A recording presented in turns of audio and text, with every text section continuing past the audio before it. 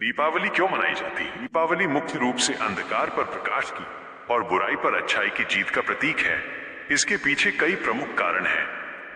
भगवान राम की वापसी। सबसे प्रसिद्ध कारण यह है कि 14 वर्ष के वनवास के बाद इसी दिन भगवान राम, माता सीता और लक्ष्मण अयोध्या लौटे थे। उनके स्वागत में पूरी अयोध्या को दीयों से सजाया गया था। देवी लक्ष्मी का प्राकट्य।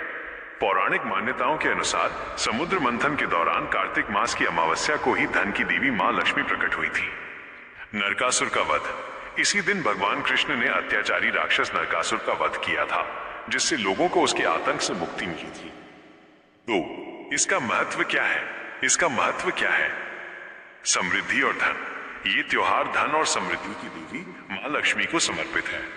लोग सुख, समृद्धि, सफलता और सौभाग्य की कामना करते हैं। ज्ञान और प्रकाश। ये तमसो मां ज्योतिर्गमय, अंधेरे से प्रकाश की ओर के संदेश को दर्शाता है।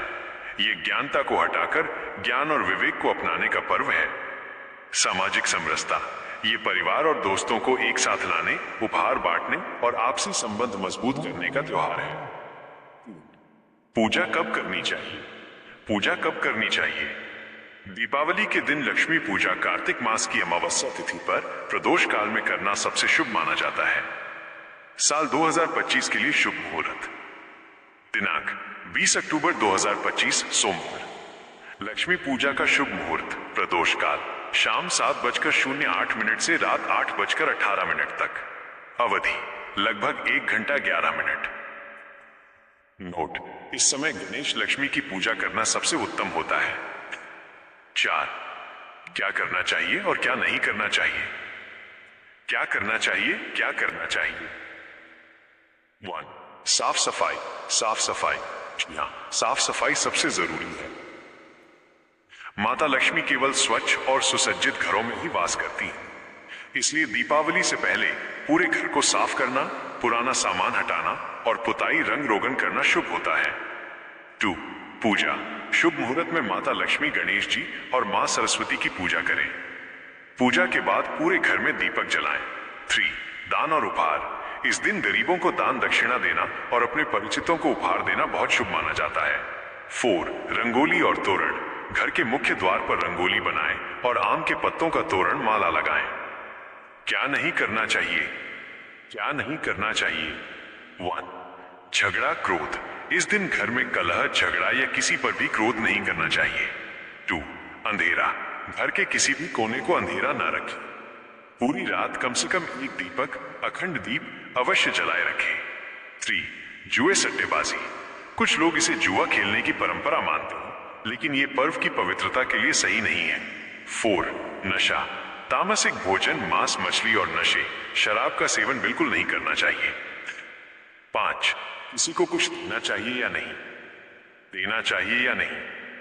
हाँ, बिल्कुल देना चाहिए। दीपावली पर दान और उपहार दोनों का विशेष महत्व है। दान, चैरिटी, गरीबों और जरूरतमंदों को अनाज, वस्त्र या धन का दान अवश्य करना चाहिए। उपहार, गिफ्ट्स। अपने परिवार के सदस्यों, रिश्तेदारों और दोस्तों को मिठाई और उपहार देना चाहिए। देने से क्या होता है? देने से क्या होता है? शास्त्रों के अनुसार दान पुण्य करने से व्यक्ति के जीवन में पुण्य और सकारात्मकता बढ़ती है। मां लक्ष्मी की कृपा। दान करने से मां लक्ष्मी प्रसन्न होती हैं और घर में बरकत आती है। मान्यता है कि जो व्यक्ति इस दिन दूसरों को खुशी देता है, मां लक्ष्मी उसके भंडार को हमेशा भरा रखती हैं। संबंधों में मधुरता। उपहार देने से आपसी संबंध मजबूत होते हैं और प्रेम तथा सौहार्द बढ़ता है। अहंकार का नाश। दान देने से व्यक्ति के अंदर का अहंकार कम होता है और विनम्रता आती है। तथा राम का वनवास और अयोध्या वापसी।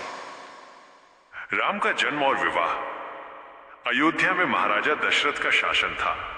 उनके 4 पुत्रों में राम सबसे बड़े थे, जो अपनी धर्मपरायणता और आदर्शों के लिए जाने जाते थे। राम का विवाह मिथिला की राजकुमारी सीता से हुआ, जो सौंदर्य और पवित्रता की प्रतीक थी। सब कुछ सुखमय चल रहा था और अयोध्यावासी राम के राज्याभिषेक की प्रतीक्षा कर रहे थे। 2. कैकेयी का वरदान और वनवास।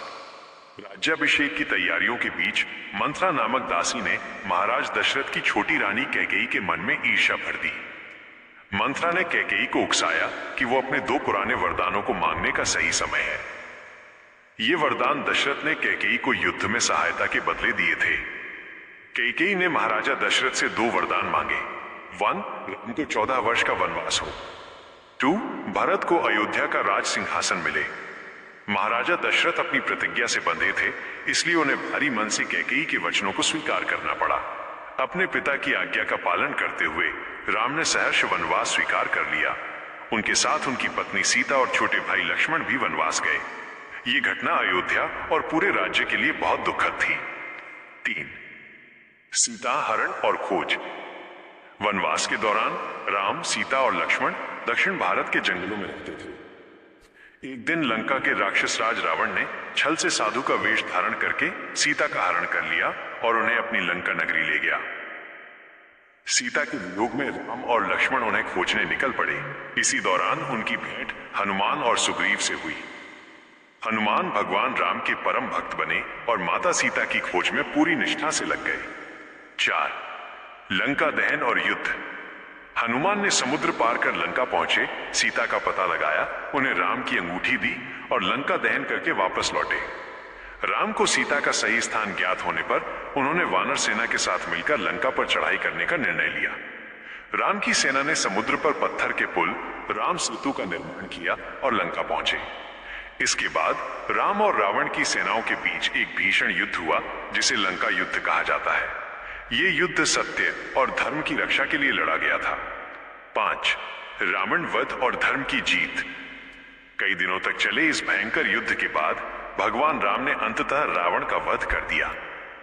इसी दिन को हम विजयादशमी, दशहरा के रूप में मनाते हैं। रावण पर राम की विजय बुराई पर अच्छाई और अधर्म पर धर्म की जीत का प्रतीक थी।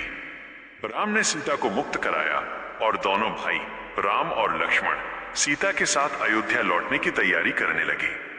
6, अयोध्या में वापसी और दीपावली का आरंभ। लंका युद्ध समाप्त होने के बाद राम, सीता और लक्ष्मण पुष्पक विमान से अयोध्या के लिए रवाना हुए।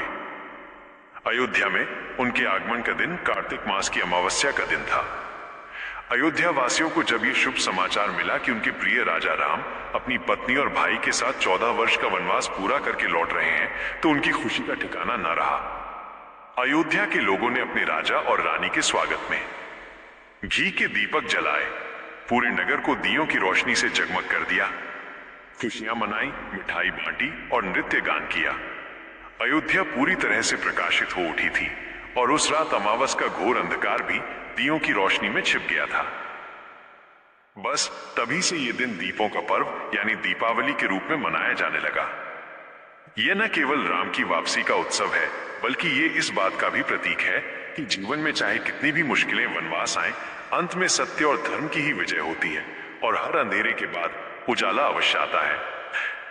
यह कहानी दीपावली के धार्मिक, सांस्कृतिक और आध्यात्मिक महत्व को समझाती है, जिसे हर वर्ष लाखों लोग श्रद्धा और उल्लास के साथ मनाते हैं। निश्चित रूप से दीपावली पर मनुष्य और माता देवी दोनों को जोड़कर एक बहुत ही प्रसिद्ध और लंबी कहानी है, जो मनुष्य के प्रयास और देवी की कृपा के महत्व को दर्शाती है। ये कहानी मां लक्ष्मी की कृपा और एक व्यापारी की सच्ची भक्ति पर आधारित है। दीपावली की कहानी मनुष्य का पुरुषार्थ और मां लक्ष्मी की कृपा।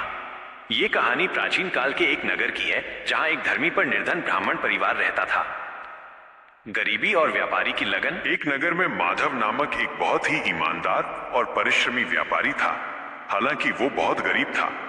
वो दिन रात मेहनत करता, ईमानदारी से काम करता, लेकिन उसके घर में बरकत नहीं आती थी।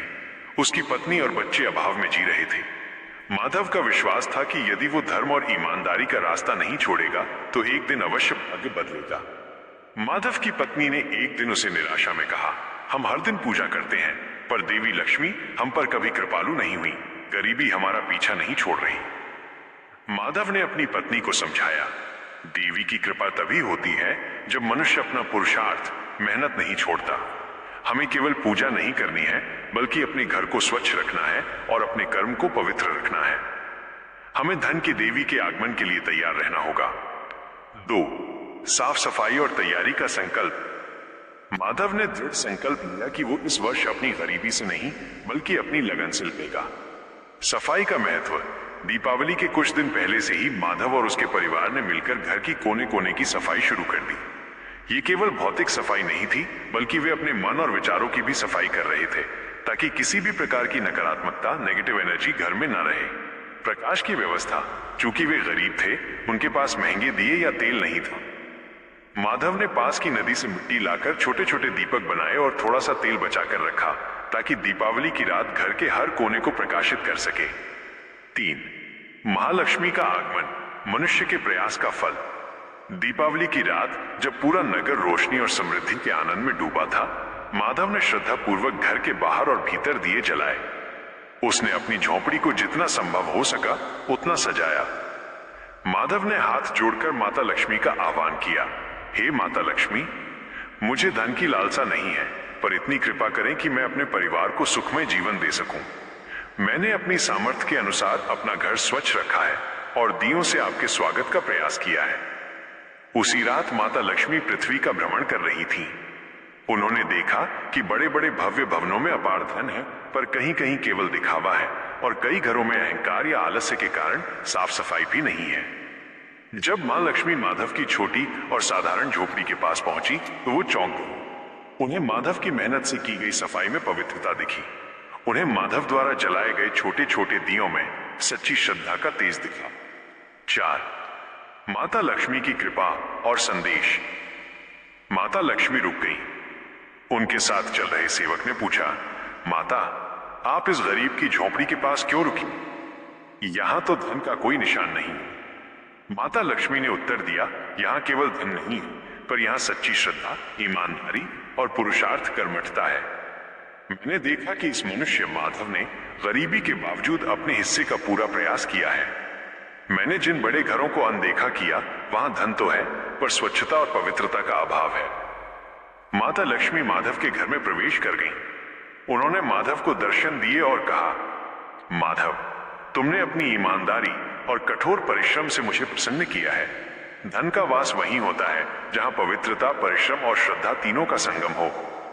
आज से तुम्हारे घर में कभी बरकत की कमी नहीं होगी। माधव और उसके परिवार ने माता के चरणों में गिरकर धन्यवाद दिया। माता लक्ष्मी की कृपा से माधव का व्यापार तेजी से बढ़ने लगा और वो जल्द ही नगर के धनी और सम्मानित व्यापारियों में गिना जाने लगा। कहानी का संदेश। यह कहानी बताती है कि दीपावली केवल धन की देवी की पूजा का त्योहार नहीं है, बल्कि यह इस बात का प्रतीक है कि मनुष्य माधव का परिश्रम और कर्म ही माता लक्ष्मी की कृपा को प्राप्त करने का सच्चा माध्यम है। पुरुषार्थ। हमें अपने हिस्से की मेहनत और ईमानदारी, सफाई, काम कभी नहीं छोड़नी चाहिए। पवित्रता।